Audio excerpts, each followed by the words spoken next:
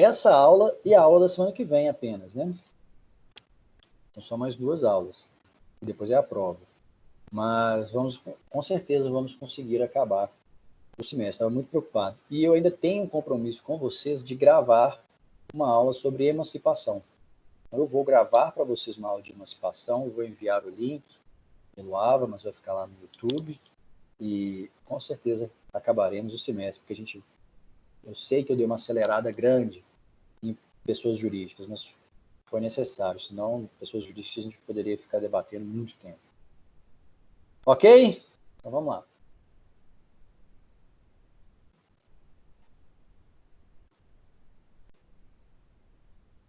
Não, esse não. O pessoal tá falhando um pouco, viu?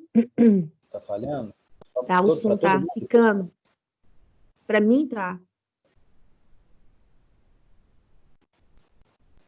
Para alguém mais? Ué, não é isso que eu quero. Né? Sim, tá falhando, professor. É a internet, infelizmente.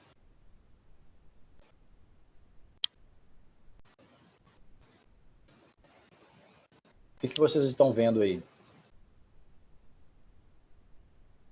Direito Civil, parte geral, domicílio. Ótimo. Pessoal, infelizmente a internet não está boa. Nesses últimos dias eu tive problema também ontem.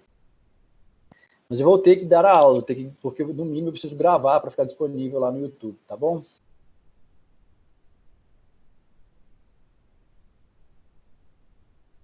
Então vamos a isso. Vamos começar o domicílio.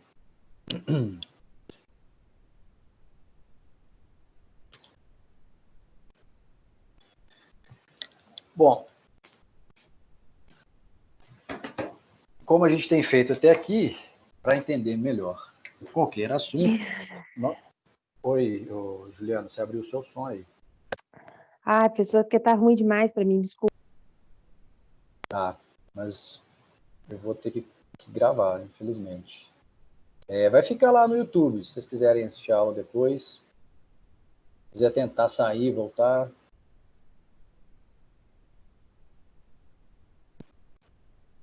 Bom, primeiro, como sempre nós fazemos aqui em sala de aula, vamos trabalhar um conceito da doutrina, para, a partir daí, entendermos melhor esse instituto tão relevante para o direito em geral, para o direito civil, para o direito processual, muito relevante, e definidor de muitas questões processuais, de onde serão interpostas ações contra a pessoa, onde a pessoa pode exigir os seus direitos.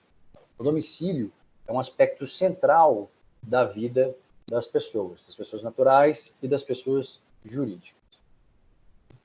Adentrando neste tema de domicílio, nós temos um conceito elaborado pelos professores Pantone e Gagliano, segundo o qual o domicílio civil da pessoa natural é o lugar onde estabelece residência com ânimo definitivo. Vamos destacar aqui alguns pontos que nós fazemos regularmente. Estabelece residência com ânimo definitivo, convertendo, em regra, em centro principal de seus negócios jurídicos, centro principal de seus negócios jurídicos ou de sua atividade profissional. Portanto, nós temos muitas características para definir o que é o domicílio a partir deste conceito. Vemos logo de início que domicílio não é sinônimo de residência, em sentido estrito. São diferentes, porque o conceito de residência integra o conceito de domicílio. Domicílio é algo mais específico. Domicílio, na verdade, é o contrário, né? O conceito de domicílio está dentro do de residência. Ele é mais específico do que residência. Para ter domicílio, você necessariamente, não necessariamente, nós veremos as exceções, mas quase sempre você tem uma residência, e além da residência, que é o critério objetivo, que é o local onde se encontra o imóvel, que é o local onde vive a pessoa, existe esse aspecto, o ânimo definitivo, que é o elemento subjetivo. Toda vez que a gente fala em vontade, nós falamos também em elemento subjetivo, que é o interesse da pessoa, que é a opinião da pessoa, que é a vontade da pessoa. Então, é uma residência com ânimo definitivo. Mas apenas isso? Não. A partir da existência de uma residência com ânimo definitivo, nós temos consequências, quais sejam. Ao residir ali e com ânimo definitivo, aquele local torna-se o centro de como que eu falo? É o núcleo das relações jurídicas da pessoa. Todas as relações jurídicas da pessoa, quanto ao local, vão se encontrar ali, a maior parte, né, pelo menos. Hoje a gente sabe que teve uma mudança, mas antigamente era quase sempre a pessoa estabelecia um domicílio em certa localidade e vivia a vida inteira ali, ou pelo menos até aposentar naquela localidade. Hoje o mundo é muito dinâmico, a economia é muito dinâmica, e às vezes a pessoa tem mais de um domicílio. Mas, para vislumbrar essa ideia de domicílio, pense no seguinte: onde eu recebo as minhas contas? Onde você recebe as suas contas, Rosemary? Professor, a Laís está pedindo para entrar. Ela caiu. Pois é, a internet hoje está muito ruim. Qual a pergunta que o senhor me fez, professor? Perdão. Onde você recebe as suas contas, os seus boletos? A Laís está aqui para mim ainda, aparecendo aqui, como se ela estivesse na aula. Mas ela caiu. Talvez apareça aqui daqui a pouco. Mas para você, Rosemary, onde se concentram, essa é a palavra, onde se concentram os seus boletos? Onde você recebe os seus boletinhos? Na minha residência. Onde que é? Aqui em Belo Horizonte? Aqui em Belo Horizonte. Essa residência é o quê? É o local onde você vive, onde você mora. Você concorda comigo? Sim. Você mora aí com ânimo definitivo, você quer que daqui em diante a sua vida aconteça aí, onde você está. Sim. Ou em Belo Horizonte, não precisa ser no imóvel onde você está, mas em Belo Horizonte. Sim, Belo Horizonte. Sim, então eu poderia afirmar que Belo Horizonte é o centro dos seus negócios jurídicos, é o local onde você faz a maior parte dos seus contratos, é onde você registra o seu imóvel, é onde você aluga ou vende, ou compra alguma coisa? Sim. É onde você tem relação com seus familiares no Natal, o pessoal vem te visitar em Belo Horizonte? Sim. Então, Belo Horizonte é o seu domicílio, porque tem a residência e tem o ânimo definitivo. Rosemary, desculpa a indiscrição, mas você ainda tem atividade profissional? Agora você ficou rica e está tranquila? Não, eu tenho atividade profissional. Então, onde é o centro da sua atividade principal? A atividade profissional? É a cidade de Belo Horizonte? É a cidade de Belo Horizonte, eu presto serviço para o Brasil inteiro. Então, a partir de Belo Horizonte. A partir de Belo Horizonte. Ok. Então, Belo Horizonte é o seu domicílio. Tanto esse domicílio para fins de relações pessoais, relações familiares, quanto para fins da atividade profissional. Belo Horizonte é o domicílio da Rosemary. E nós podemos fazer essa distinção. A partir do conceito elaborado pelo Pamplona e pelo Gagliano, nós podemos fazer uma distinção dentro da ideia de domicílio. É o local onde a pessoa reside, que é ligado à vida privada, relação dela com seus familiares, com seus amigos, com aqueles que lhe prestam serviço, pessoal, e o lugar onde ela fixa o centro dos seus negócios jurídicos, que é uma atividade normalmente externa, a vida profissional, a vida social. Assim, nós temos uma relação pessoal, de família, amorosa, de amizade, além das atividades profissionais e das atividades de cunho patrimonial centralizadas no domicílio. E essa noção é muito importante. E a noção de domicílio, ou a relevância do domicílio, vocês vão perceber muito claramente, tanto no direito processual, quanto no direito internacional privado. Essa ideia de centro dos negócios jurídicos, quem desenvolveu melhor essa teoria foi um cara chamado Savigny.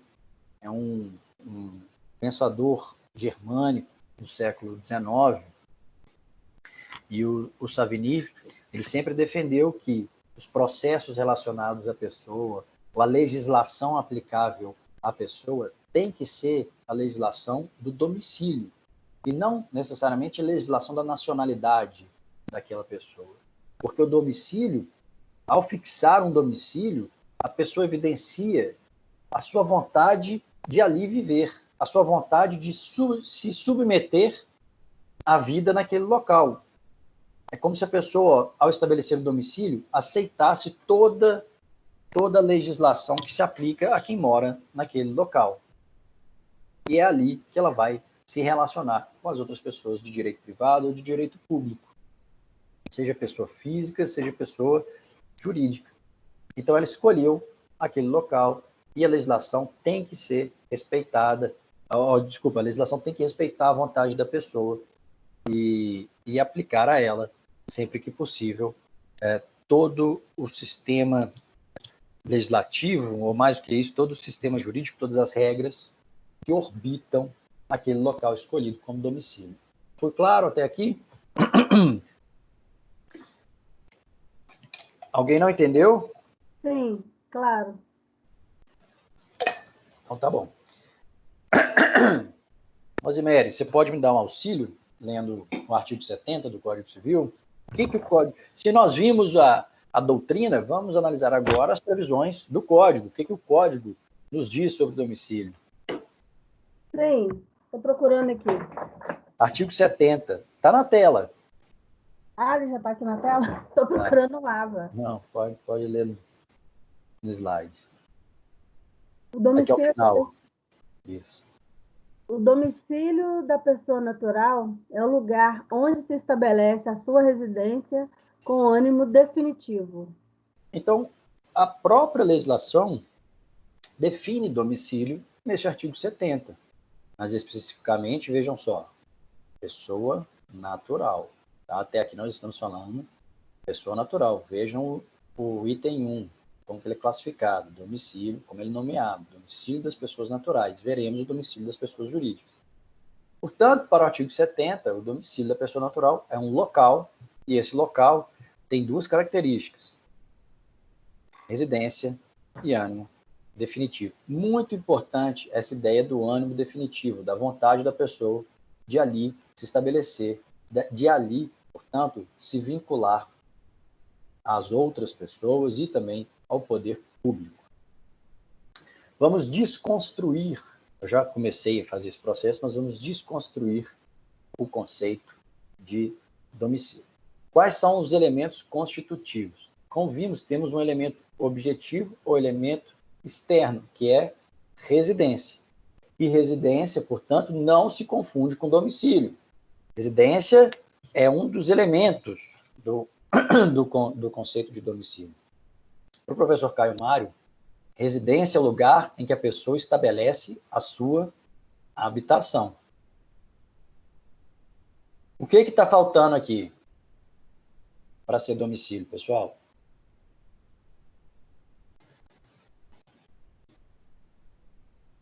Hein? Não identificaram? Professor Tudo bem. Rodrigo. Pois não. Professor Rodrigo, tem a Elaine, Rayane, Aline, todo mundo. Ah, não, a Aline parece que está aí. Estão pedindo para aceitar elas para entrar. Pois elas não estão aparecendo para mim, não, para entrar. Meninas, vocês estão aparecendo pessoa para entrar. Eu não sei o que está acontecendo. Deixa eu ver aqui se eu consigo gerenciar essas permissões. Vê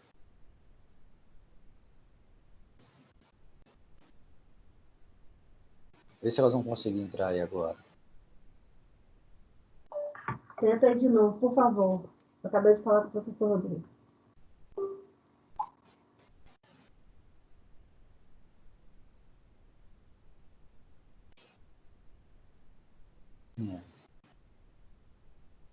Eu vou atualizar aqui a minha página do Teams para ver se melhora.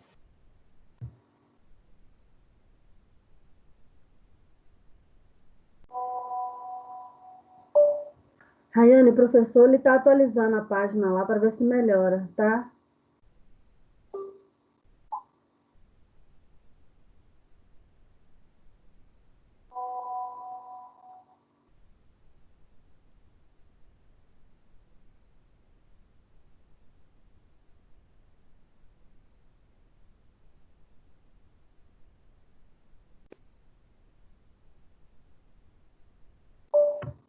Eu não escutei nada, Aline. Consegui, professor. Agora eu consegui. Beleza. Depois Então, de... tá bom. Obrigada. Nada. Daiane também aqui. Alguém mais?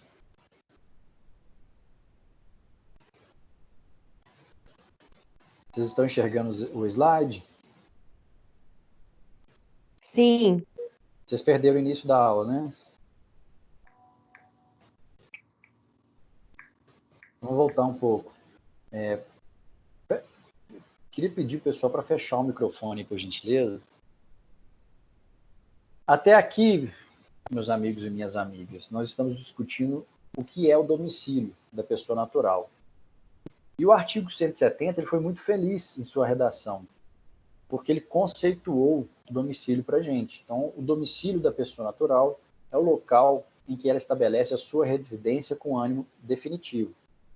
Nós percebemos que há dois elementos, e não apenas um, que tem que ser analisados para pensarmos da maneira correta o sentido de domicílio. O primeiro elemento é o elemento objetivo, o elemento externo, que independe da vontade da parte, é aquele elemento físico, aquele elemento que é um fato, digamos assim, e não um interesse, não uma representação da vontade. Qual desses elementos é um fato? É a residência. Residência é objetivo, ou a pessoa mora em um lugar ou ela não mora, ou ela tem ali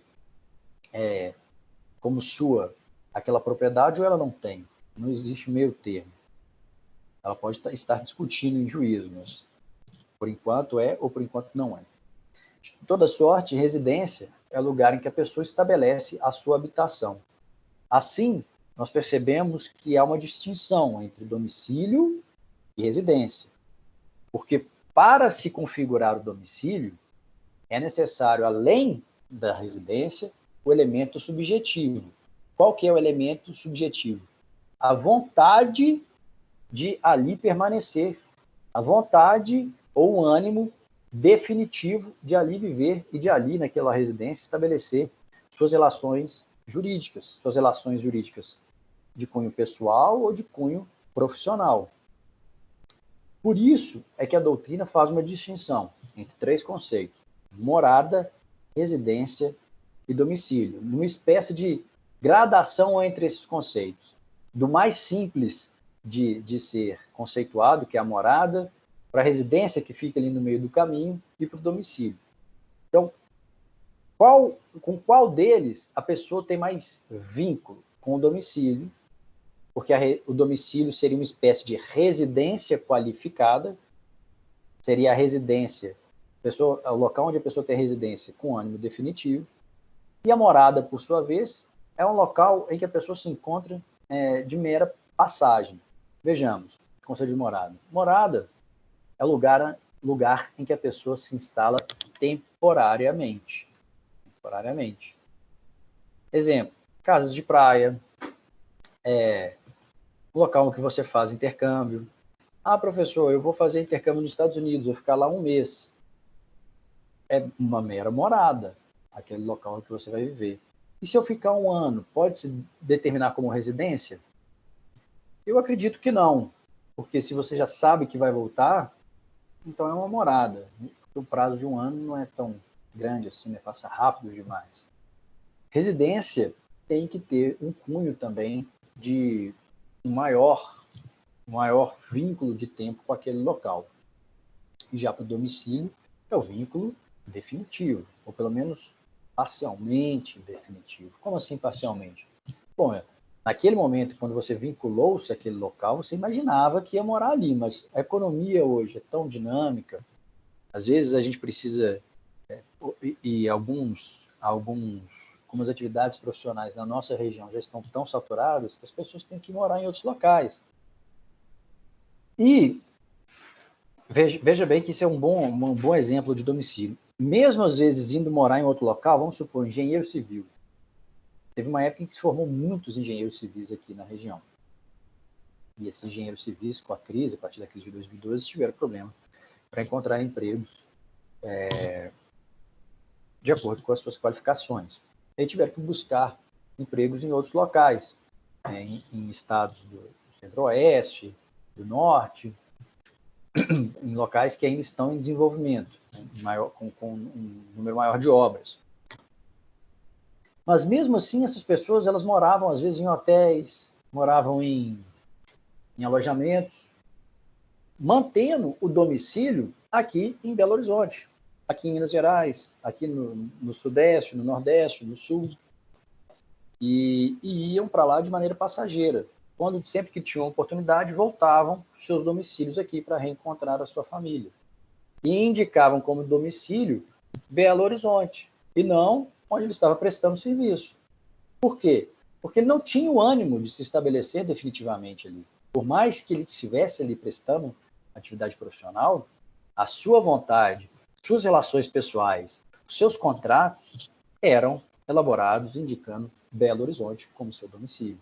Vocês entenderam essa gradação que existe entre esses conceitos de morada, residência e domicílio? Sim, professor, posso fazer uma pergunta? Pode. O lugar que você recebe as suas correspondências pode ser uma característica do domicílio? É uma característica do domicílio. Eu até tinha falado isso no início da aula, mas esqueci que vocês perderam. Eu utilizei o exemplo da Rosemary. Rosemary, onde você recebe seus boletos? Onde você recebe suas cartas? Belo Horizonte. Então, Belo Horizonte é o seu domicílio. Onde você recebe seus familiares? Tudo isso qualifica ou exemplifica onde é o domicílio. Onde é o seu domicílio. O problema, Juliana, começa quando a gente passa a receber tudo por e-mail, por WhatsApp. Entendi. E aí esse aspecto de correspondência passa a ser muito relativizado. Até porque as relações hoje são muito fluidas, as pessoas mudam-se de local muito mais do que anteriormente. Muito mais do que há 20, 30 anos atrás. Eu estou te perguntando pelo meu caso também, que eu estou separando e meu marido está morando em Porto Alegre, mas tem correspondência dele chegando aqui, entendeu? Aí eu fico imaginando. Ele tem familiar aonde? Na verdade, espalhado. A mãe dele mora em São Paulo, as irmãs em Brasília, ele tem uma filha que mora aqui, a outra em Pernambuco, então não tem, mas é que a casa que está no nome dele está aqui, entendeu? Chega correspondência aqui. Sim. Pode ser. A empresa dele eu acho que está aqui ainda. Isso pode evidenciar que, por enquanto, ele ainda considera como domicílio a cidade de Belo Horizonte. Por quê? Porque a cidade de Belo Horizonte é o centro das relações jurídicas dele, como você acabou de falar. A empresa está aqui, ele recebe correspondência aqui, os contratos indicam que qualquer problema terá que ser resolvido perante o Poder Judiciário de Belo Horizonte, eu imagino. Então, ele ainda considera como seu domicílio a cidade de Belo Horizonte. E por quê, Juliana? Porque domicílio, ele, além de ser o local, ou seja, além de ser residência, tem esse elemento subjetivo, que é a vontade da pessoa, que é o ânimo da pessoa de ali se estabelecer. Por sua vez, residência é o conceito de domicílio sem o elemento subjetivo. Ou seja, é o lugar em que a pessoa se instala habitualmente, onde costumeiramente ela é encontrada. Então a pessoa pode ter várias residências. Sim. Várias residências. Vários domicílios. Mas não só. Hoje em dia não é mais, nós veremos. Mas primeiro vamos por partes, vamos pelo mais simples até a gente desenvolver essa ideia. Porque ficou tão complexo o mundo, né, as relações, os contratos, ficou tudo tão complexo que houve essa modificação. Quanto ao elemento subjetivo ou elemento dito interno, a doutrina, muitas vezes vocês vão encontrar essa expressão na doutrina, animus manendi. É a vontade de se estabelecer, a vontade de permanecer no local. Então, o que significa o elemento subjetivo ou interno dentro do conceito de domicílio? É a intenção, é a sua vontade de permanecer naquele local. Mesmo que você tenha várias residências, você pode escolher uma delas para ser o seu domicílio. É o local onde você vai estabelecer, é o local que você vai indicar para as pessoas como o centro das suas relações jurídicas, como o local apto a receber correspondência, o local apto a ser procurado em qualquer problema pessoal, qualquer problema profissional. Ah, deu um problema na empresa? Sim, onde você vai me encontrar? Ah, no telefone. Não, quero saber fisicamente. Ah, você vai me encontrar na avenida tal, no bairro tal, em Belo Horizonte, porque é ali que eu me estabeleço. Qualquer problema pode me procurar ali. É ali que eu tenho minhas relações pessoais também, minhas relações com a minha família. E esse domicílio, ele, obviamente, como nós veremos adiante, pode existir o domicílio profissional e o domicílio pessoal, porque nem sempre os negócios jurídicos que vocês vão elaborar, os contratos que vocês vão elaborar, tem natureza profissional, pode ter natureza pessoal. Exemplo, um contrato de locação de um imóvel para você fixar seu domicílio. Na verdade, isso não é profissional, isso é pessoal, mas tem um cunho contratual, um cunho patrimonial. O que importa é, o domicílio é o local, é a residência, porque é ali que habitualmente você se encontra, e a vontade de ali se estabelecer definitivamente, de ser aquele local o centro das suas relações jurídicas. Portanto, é muito importante isso aqui, ó, vontade de permanecer, vontade de ali se estabelecer. Exemplo, não é o caso, nós suponhamos que eu tivesse uma casa em Belo Horizonte e uma casa em Búzios. Eu teria duas residências, mas apenas um domicílio. Qual? Belo Horizonte. Em Belo Horizonte, que eu trabalho, em Belo Horizonte, que eu presto meus serviços, em Belo Horizonte, que eu pratico atividade empresarial, em Belo Horizonte, que eu tenho relações com a minha família. Búzios é uma residência para a qual eu me dirijo nas épocas de feriado, férias, eu alugo. E se eu alugo, vocês podem se perguntar, bom, mas em relação a essa locação, como que vai ficar? Veremos adiante.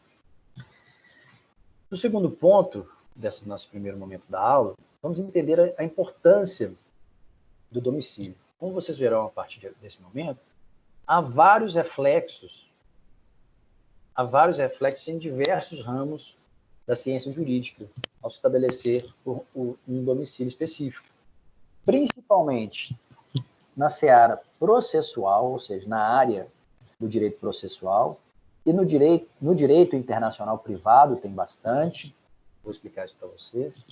No direito tributário, porque normalmente é o local onde você recolhe os seus tributos, e nós sabemos que tem diferença de um tributo de Nova Lima para o tributo de Belo Horizonte.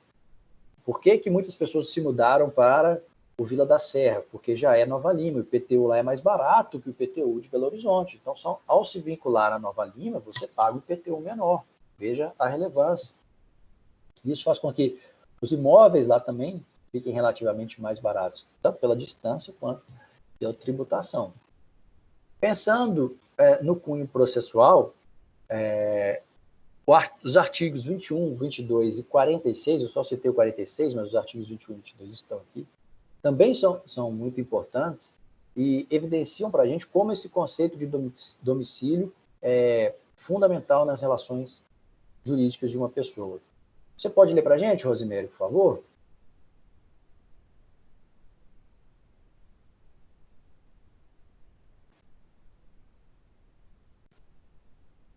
Rosimério?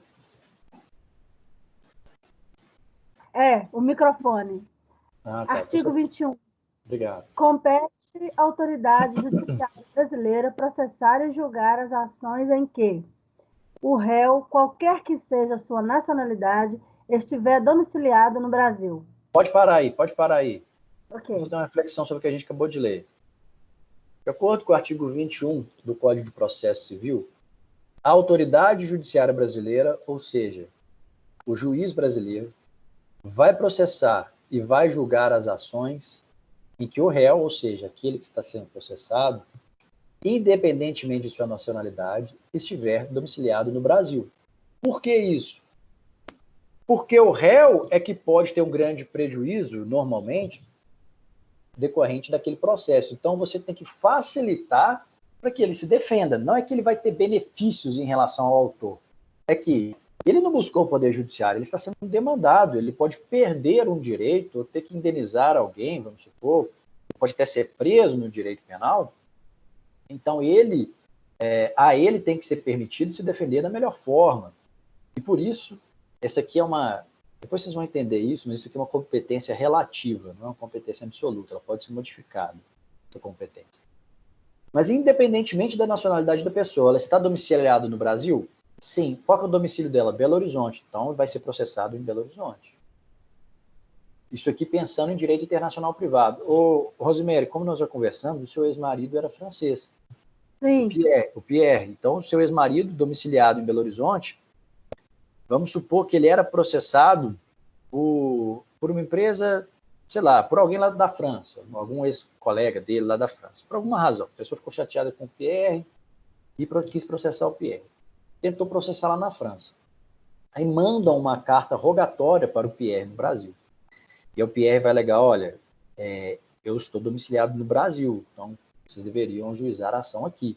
E aí eu vou responder da melhor maneira possível. Ele pode buscar isso na justiça brasileira, ele pode pleitear essa modificação na justiça brasileira, pode pedir ao juiz brasileiro para declarar que ele é competente e não o magistrado francês? Poderia, mas isso vai depender também do direito internacional privado. Vocês verão que isso é mais complicado. De toda forma, o Pierre, provavelmente, ele seria processado aqui no Brasil. Vamos supor que uma empresa brasileira quisesse ajuizar uma ação contra o Pierre, porque ele, não sei, por alguma razão, qualquer, enfim. E o Pierre vai alegar o seguinte: tudo bem, vocês podem me processar, mas dê uma olhada primeiro no artigo 21 lá do Código de Processo Civil Brasileiro, porque eu estou domiciliado aqui. Então pode me processar aqui, não precisa me processar lá na França, não. Pode me processar aqui. Porque o meu domicílio é a cidade de Belo Horizonte. Ok? Independentemente da nacionalidade. Alguém pode continuar, por favor, Rosemary. Artigo 22. Compete ainda à autoridade judiciária brasileira processar e julgar as ações. Inciso 2. Inciso 2. Decorrente de relações de consumo, quando o consumidor tiver domicílio ou residência no Brasil. Pode parar, obrigado. E aqui há uma especificação maior. Quando as ações forem de relação de consumo, então se estabelece um tema.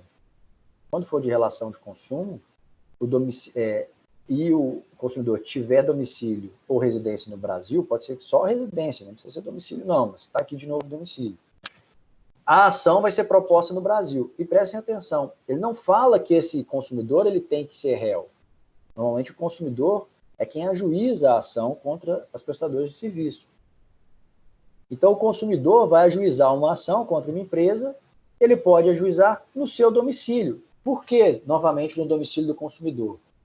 Porque o legislativo brasileiro, e o Poder Judiciário também, entende que normalmente, nem sempre, mas normalmente, quase 90%, 99% dos casos, existe uma relação de hipossuficiência do consumidor em relação ao produtor, ao fornecedor. O consumidor ele tem menos informação sobre o produto do que quem produz, é óbvio. Ele tem menos domínio sobre a cadeia de fornecimento do que quem produz, do que quem fornece, porque quem estabelece os prazos não é ele, é o outro. Quem respeita ou não os prazos não é ele, é o outro que vai prestar o serviço, normalmente.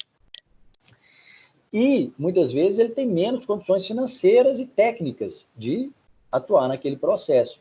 Por isso que estabelece como local da ação o seu domicílio ou sua residência. Rosemary, pode continuar no artigo 46, por gentileza? Artigo 46. A ação fundada em direito pessoal ou em direito real sobre bens móveis será proposta, em regra, no fórum de domicílio do réu. Parágrafo 1º. Agora é parágrafo. Quando for assim, é parágrafo. Ah, tá. Parágrafo 1º. Tendo mais de um domicílio, o réu será demandado no fórum de qualquer deles. Obrigado. O que fica claro aqui? Primeiro, normalmente, como está aqui também no artigo 21, a ação é proposta no domicílio do réu, para facilitar a sua defesa. E se esse réu tiver mais de um domicílio, ele pode ser demandado em qualquer um deles. Então, o parágrafo 1º do artigo 46 evidencia para a gente algo que nós já iniciamos a pensar nessa aula. Existe a possibilidade de mais de um domicílio. Mais de um domicílio. Como assim? Veremos, calma. Mas já fiquem com essa ideia. É possível ter mais de um domicílio, porque você pode ter uma residência e um domicílio comum, e um domicílio habitual em outro local, mas nessa residência você também centralizar algumas relações jurídicas. Vamos supor que eu tenho uma casa aqui e uma casa lá em Búzios. Só que lá em Búzios eu tenho uma atividade profissional também. Lá em Búzios eu utilizo a minha residência como tem um espaço externo e tem um barzinho lá que dá de frente para a praia. Então eu uso aquele espaço ali como um bar, tem alguém que trabalha lá para mim. Então todas as relações decorrentes dessa atividade terão como centro de suas relações Búzios e não Belo Horizonte, mesmo que eu fique aqui. Então, para essas relações, o meu domicílio vai ser Búzios, porque é lá que elas são realizadas, é lá que eu fecho o negócio em relação ao fornecimento de bebida, de comida, por exemplo. Então, pode ter mais de um domicílio. Pode ter mais de um domicílio em relação, é muito comum, em razão de atividade profissional. Você efetivamente morar em um local, mas prestar seus serviços em outro, é muito comum.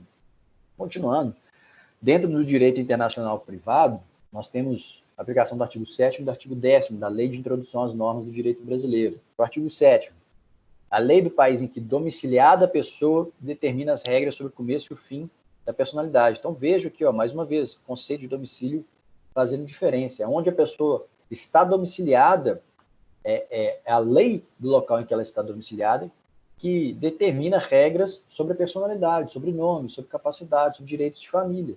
Porque isso tudo aqui é tema de direito não patrimonial.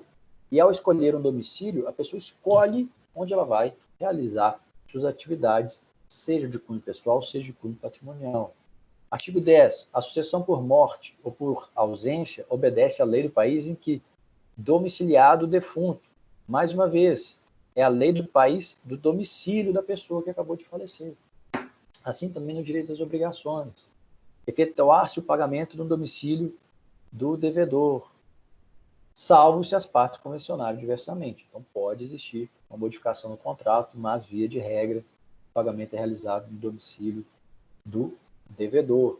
Então, percebam que o que eu quero evidenciando para vocês, trazendo aqui para vocês esse tanto de previsão legislativa de diferentes disciplinas da ciência jurídica. Mostrar que o conceito de domicílio é muito importante.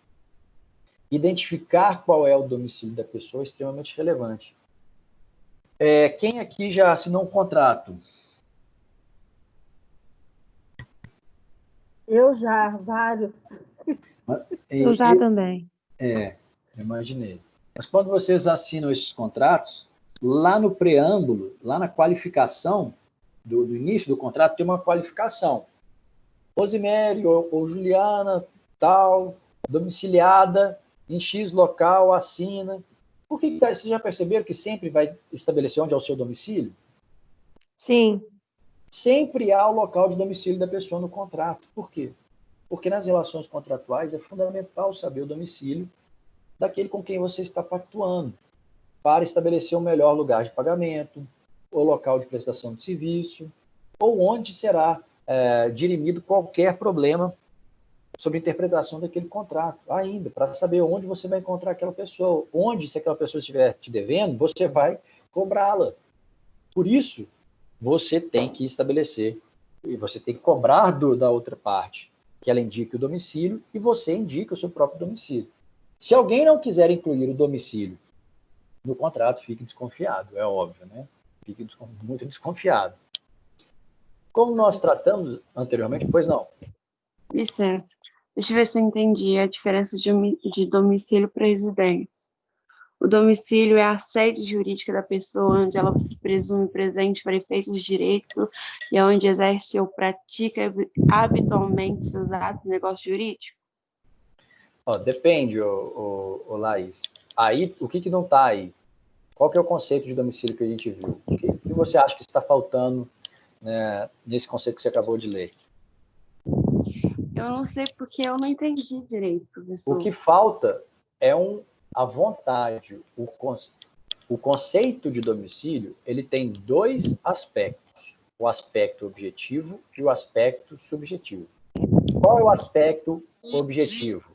É a residência, que você acabou de ler. Lê de novo, vê se não é bem objetivo. É um local onde a pessoa se encontra, é o local onde a pessoa trabalha, é o local onde a pessoa realiza negócios jurídicos.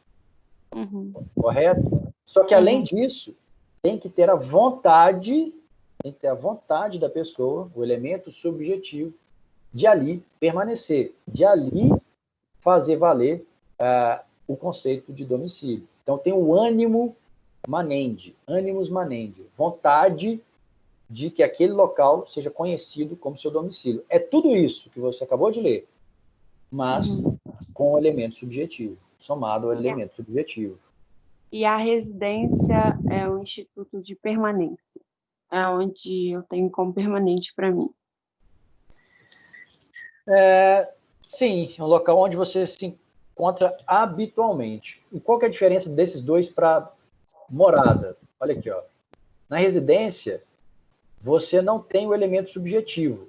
A residência, você pode se instalar habitualmente.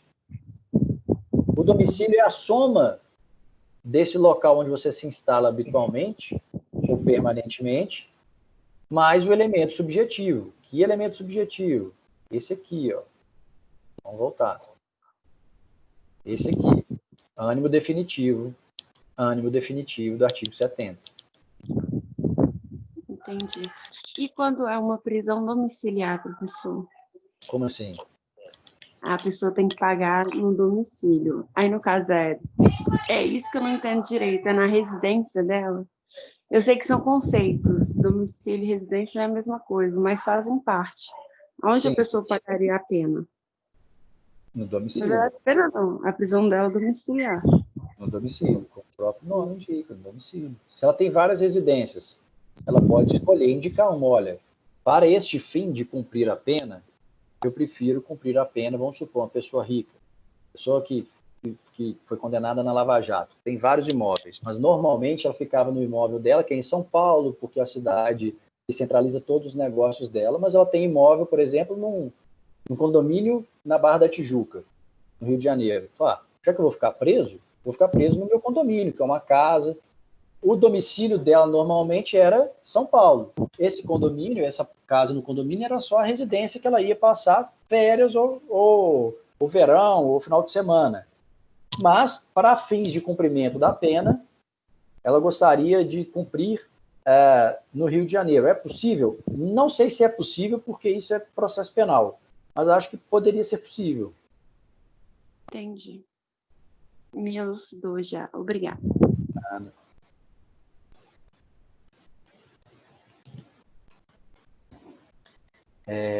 Continuando. Então, Laís, é possível existir pluralidade de domicílios? Sim, é possível, tanto é que está previsto no artigo 71, que a Rosemary vai ler para a gente. Lê para a gente, Rosemary, por favor. Artigo 71. Se, porém, a pessoa natural tiver diversas residências, onde, alternadamente, viva, considerar-se-á domicílios seu qualquer delas. Então, qualquer uma das residências, veja bem, Laís, se a pessoa tem diversas residências, qualquer uma delas poderá ser considerada seu domicílio. Então, a partir dessa previsão, a doutrina constata que o ordenamento jurídico brasileiro adotou a tese da pluralidade domiciliar. A pessoa pode ter mais de um domicílio, desde que ela viva alternadamente em mais de uma residência. Para fixar, vamos lá, Laís, você está me ouvindo? Estou sim, professor. Imagina que você se formou, virou uma advogada de muito sucesso e tem várias residências. Você tem uma residência aqui em Belo Horizonte, uma residência em Viçosa, uma residência também em uma outra cidade do interior. Porque nessas 3 localidades, você atua como advogado, você tem escritório nas 3. E ao longo da semana, você passa um tempo em BH, um tempo em Viçosa, um tempo nessa outra cidade. Você também tem escritório, vamos supor, Juiz de Fora. É óbvio que você vai poder indicar como domicílio qualquer um desses locais. Só que você já percebeu que é muito importante para você se defender em um possível processo que você indique corretamente qual o seu domicílio. Então, vamos supor que, para as suas relações em Viçosa, você indica como seu domicílio a sua residência em Viçosa. Então, nos contratos que você faz dentro da cidade de Viçosa, você coloca lá como domicílio a sua casa em Viçosa. Nos contratos em BH, você coloca como domicílio o seu contrato em BH, a sua casa em BH. E em Juiz de Fora, a mesma coisa. Por quê? Para fazer sentido e para poder você poder se defender da melhor forma. Mas vamos supor que, mesmo tendo essas diversas residências, você quer indicar nos seus contratos como domicílio apenas Belo Horizonte. Você pode fazer isso, sem problema também, porque você recebe todas as comunicações aqui em Belo Horizonte. Isso fazia muita diferença também, não pensando no aspecto processual, mas no aspecto da vida cotidiana, quando a gente recebia muita correspondência em papel. Hoje a gente recebe correspondência muitas das vezes através de e-mail. Então, você indica o seu endereço de e-mail, não necessariamente o seu endereço em várias relações que você estabelece. Mas, ao longo do curso, vocês perceberão, do curso de Direito Processual Civil, vocês perceberão que alguns processos têm uma previsão que, sobre aquele tipo de processo, não pode haver mudança de domicílio, não pode haver mudança de foro. Então, processos envolvendo imóveis, normalmente eles têm que ser propostos onde está o imóvel, porque você vai ter que fazer perícia, você vai ter que analisar a documentação, e não vai poder permitir essa mudança de acordo com a sua vontade. Rodrigo, Pois não. deixa eu te perguntar uma coisa. Por exemplo, eu tenho uma casa aqui em Belo Horizonte, uma lá em Miami, um apartamento. Eu ganhei meu dinheiro e comprei. Então, eu tenho 2 domicílios, porque eu vou receber minhas correspondências de lá, da Miami, correto? Sim. Você pode... E eu vou ser... pode falar. Isso depende muito, o direito civil ele depende muito, não apenas do elemento objetivo, mas do elemento subjetivo. Você quer que aquela residência em Miami seja considerada seu domicílio também? Sim, entendi. Para aquelas relações que são estabelecidas ali? Quero. Até porque, muitas vezes, uma pessoa que vai se relacionar com você, vai elaborar um contrato, vai exigir que você apresente um domicílio no local. Se você não tiver domicílio aqui, eu não vou elaborar o contrato com você, porque vai ser difícil te cobrar. Tá. Você pode considerar. Depende do elemento subjetivo, porque não é só o elemento objetivo. Obrigada, professor. Nada. Quanto a essa possibilidade de pluralidade de domicílios do artigo 71, temos logo a seguir a ideia de domicílio profissional. E hoje nós vemos que é muito comum se considerar que a pessoa tem mais de um domicílio em razão, muitas das vezes, da sua atividade profissional. O domicílio profissional é aquele previsto lá no artigo 72. De acordo com esse artigo, é também domicílio da pessoa natural quanto às relações concernentes à profissão, o lugar onde esta é exercida. Parágrafo único. Se a pessoa exercitar a profissão em diversos lugares, como a Laís, que vai exercer em Viçosa, em Belo Horizonte, em alguma outra cidade do interior, cada um deles constituirá domicílio para as relações que lhe corresponderem. Você entendeu, Laís?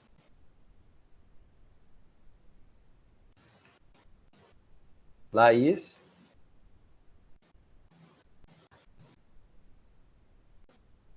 Desculpa, professor, eu estava olhando outra coisa.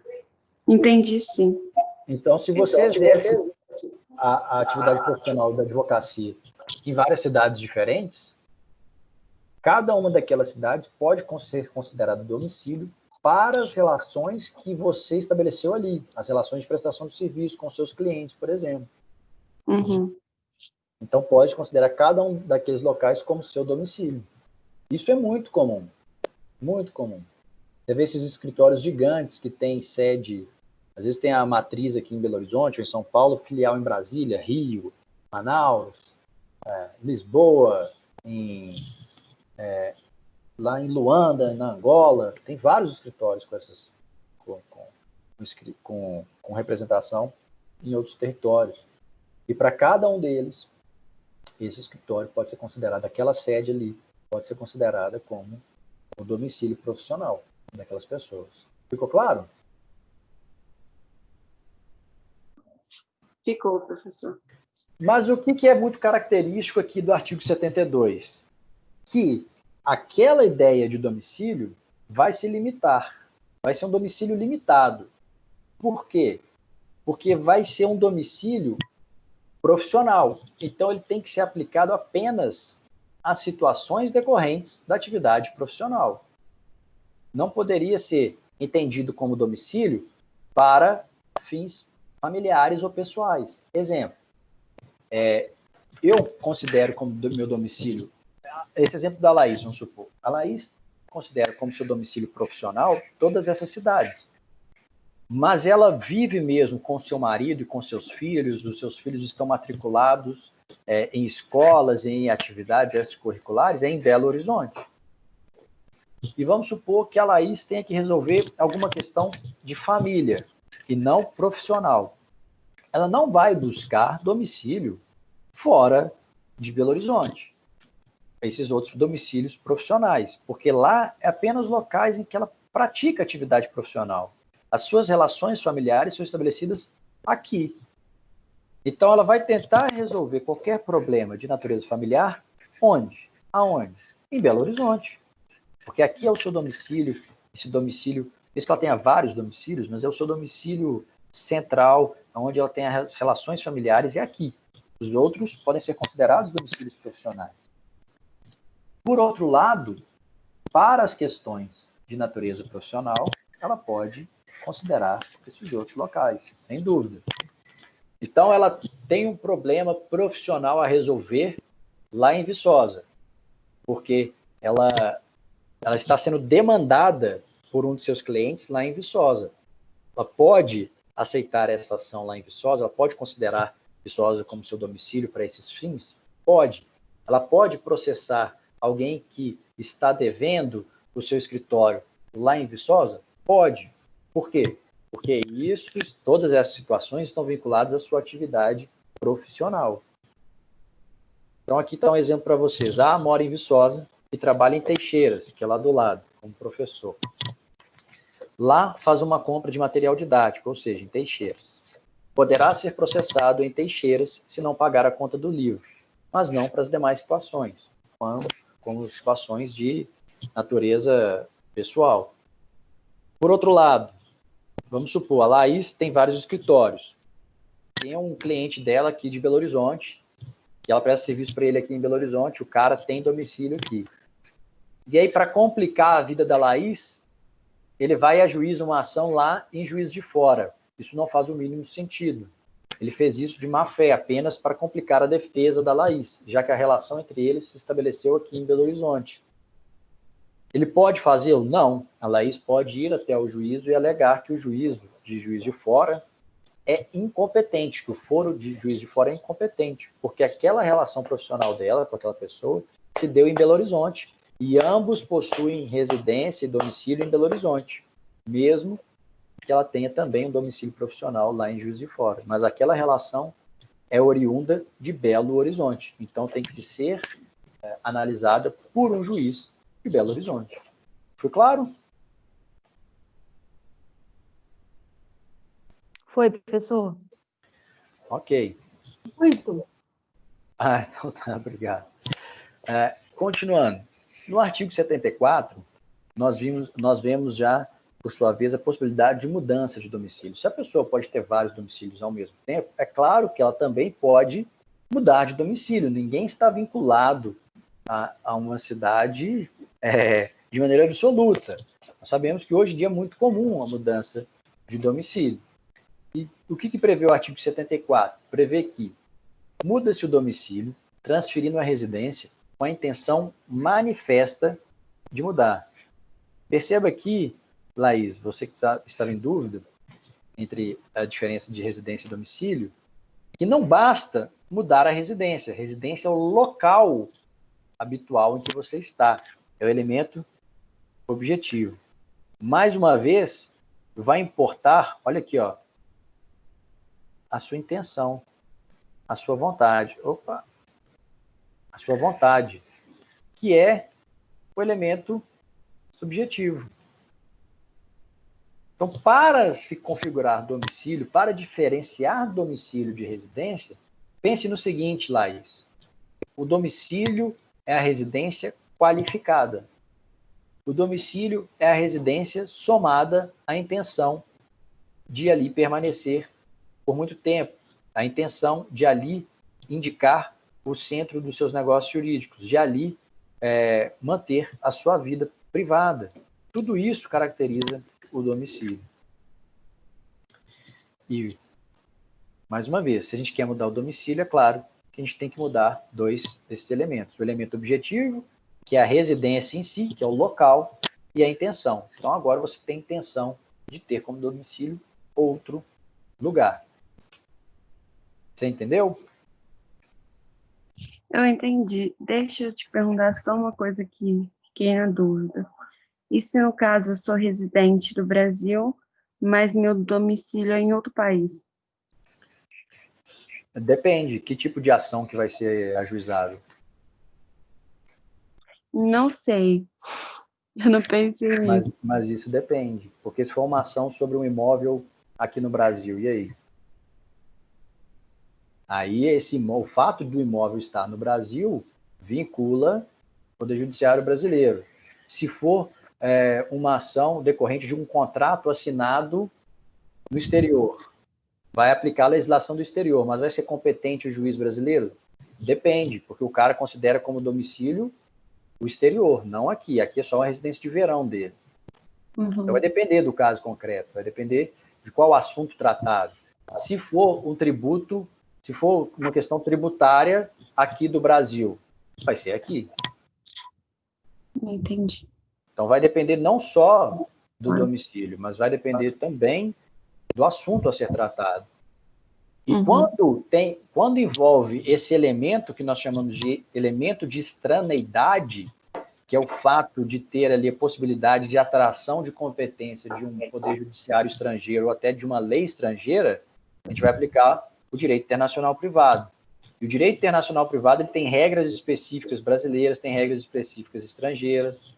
Normalmente, a legislação europeia ela é aplicada aos nacionais europeus, mas o Brasil entende que não tem que ser aplicada lei em razão de nação, de sua nacionalidade, mas em razão do seu domicílio. Isso é mais complicado do que parece. Porque não define apenas a competência do juiz, define também qual a lei vai ser aplicada. Inclusive, o juiz brasileiro ele pode aplicar a lei estrangeira aqui no território nacional. É mais complicado. Por isso que tem uma disciplina própria para esse tipo de situação, que é a disciplina de direito internacional privado. Só que para chegar em direito internacional privado, você tem que ter passado praticamente por todo o direito civil. É no 8º período, né? Eu dou aula de internacional privado também. A gente vai ter o direito comparado também? Bom, normalmente você tem direito comparado de maneira esparsa em toda a disciplina. Uhum.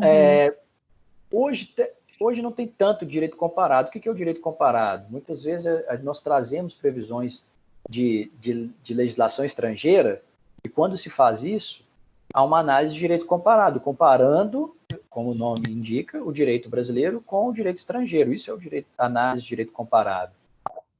Uhum.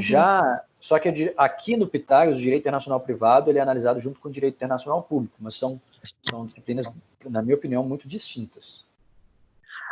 Professor Rodrigo, eu cheguei até a ver que o senhor disponibilizou uma live no YouTube a respeito aí do direito internacional. O senhor sempre disponibiliza, porque é bom a gente sempre acrescentar para ficar mais por dentro. Sim. Na verdade, aquilo foi é um conteúdo. Eu dei aula de Direito Internacional Privado em um cursinho preparatório para a OAB. E lá no YouTube desse cursinho tem mais conteúdo de Direito Internacional Privado. Mas a minha intenção é que eu consiga gravar eu mesmo alguns conteúdos, né, em casa mesmo.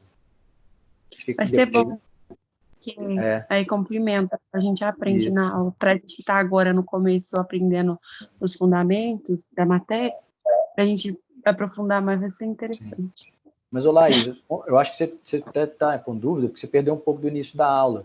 Olha aqui, vamos voltar aqui no slide número... Qual que é esse aqui? Não sei, número 7. Dentro do direito internacional privado, vê o que falam os artigos 7º e 10 da Lei de Introdução às Normas do Direito Brasileiro.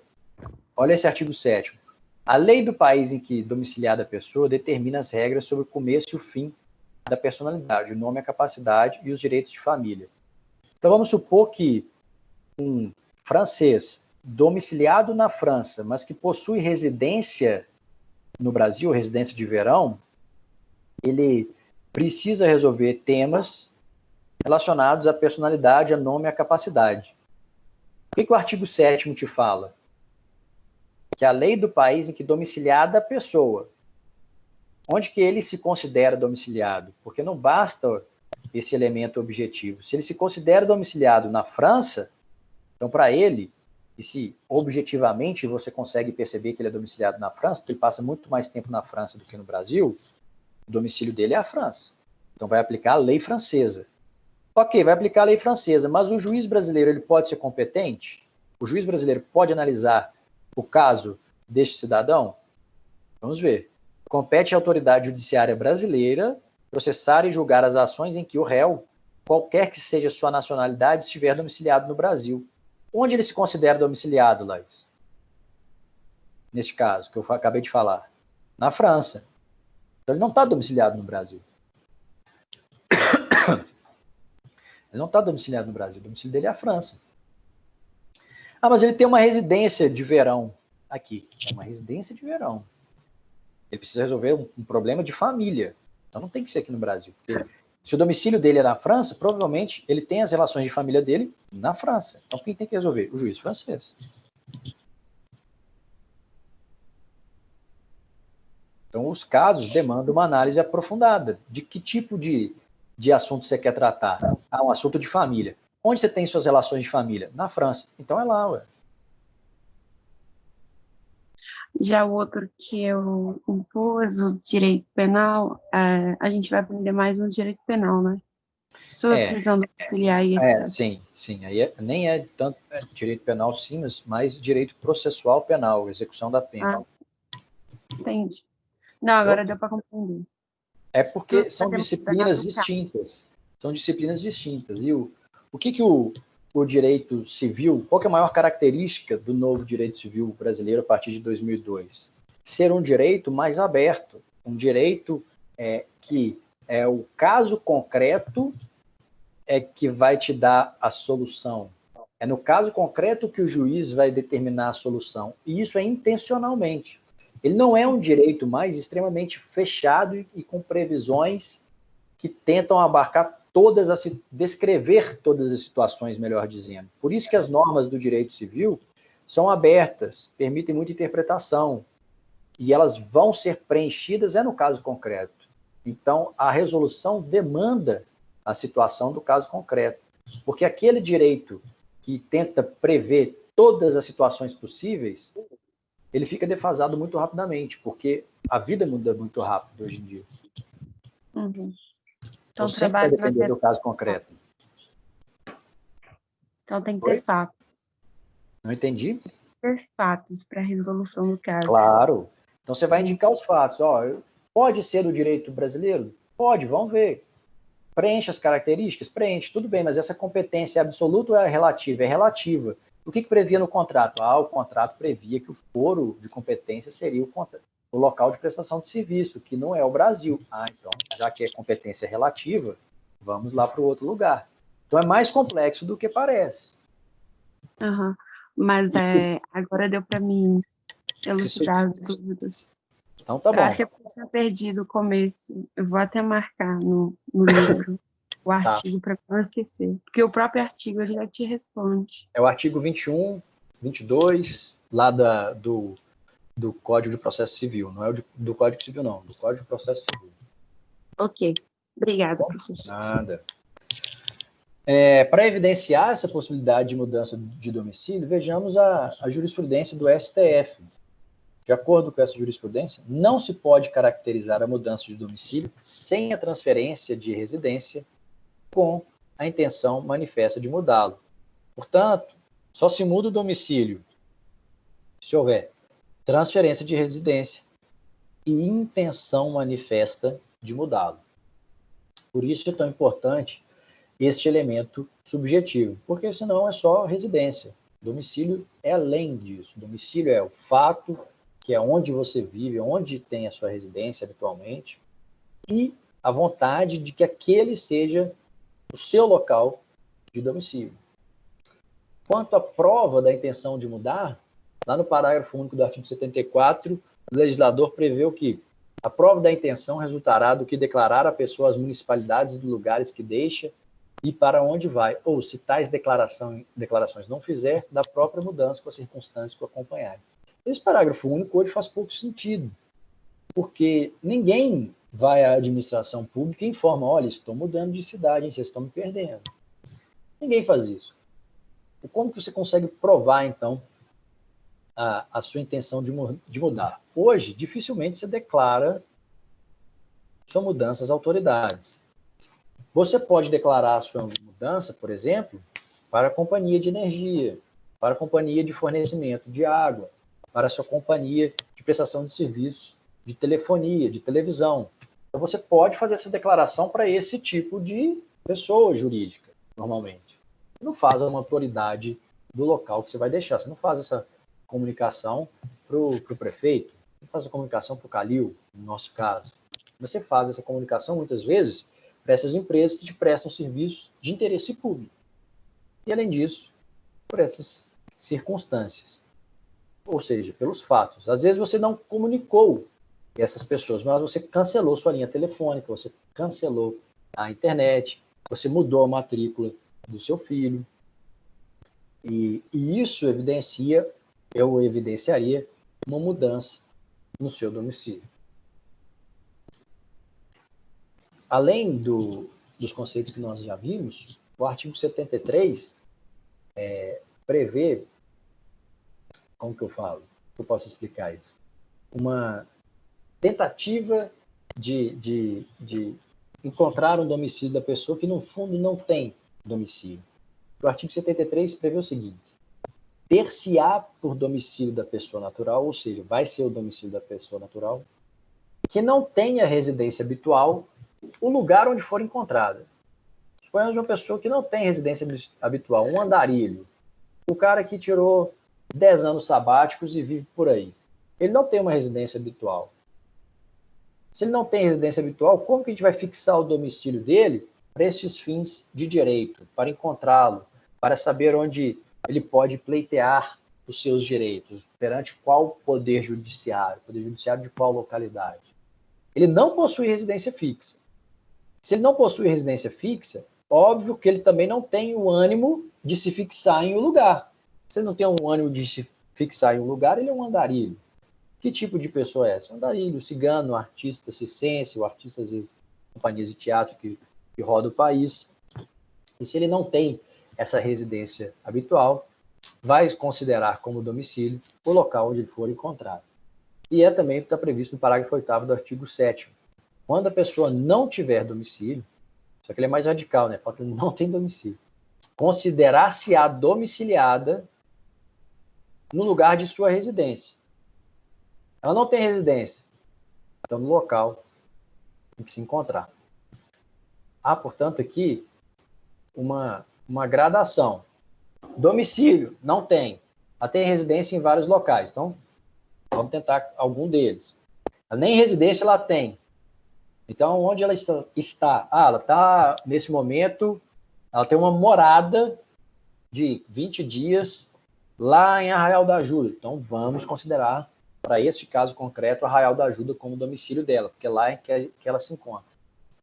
Existe essa gradação para tentar definir um local em que essa pessoa vai ter o direito de se defender, ou essa pessoa será demandada, onde ela vai poder realizar seus atos.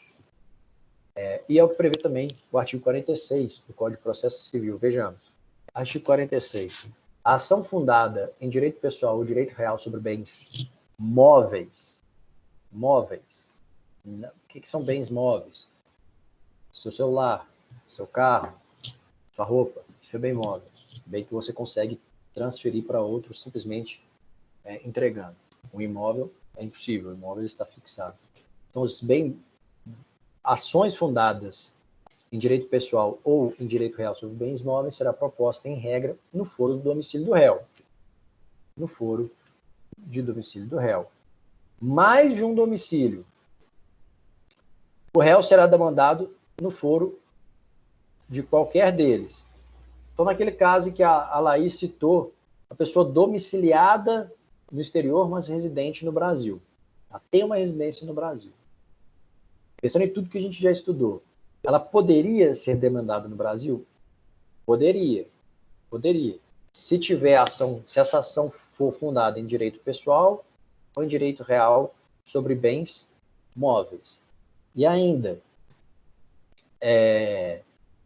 se as pessoas não tentar, digamos, alegar no Poder Judiciário que o domicílio verdadeiro dela é no exterior.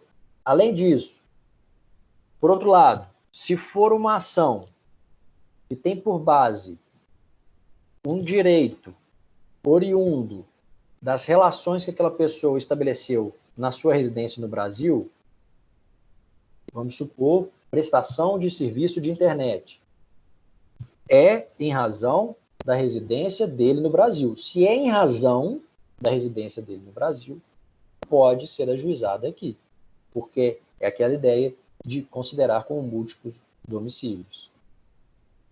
Tudo vai depender do caso concreto. Qual tipo de ação? Qual a reação desse que foi processado? Por que houve aquele processo? A análise é mais complexa.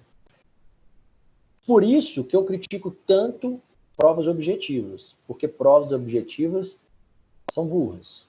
Provas objetivas te pedem respostas simples para problemas que são complexos. Parágrafo 2º.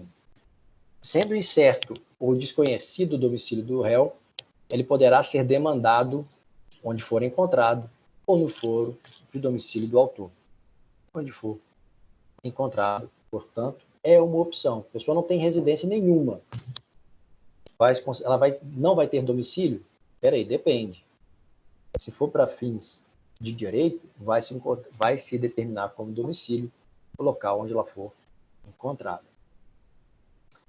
São 10h32, vamos fazer um intervalo. Alguém ficou em dúvida? Laís, esse parágrafo 1º do artigo 46 explica aquela dúvida?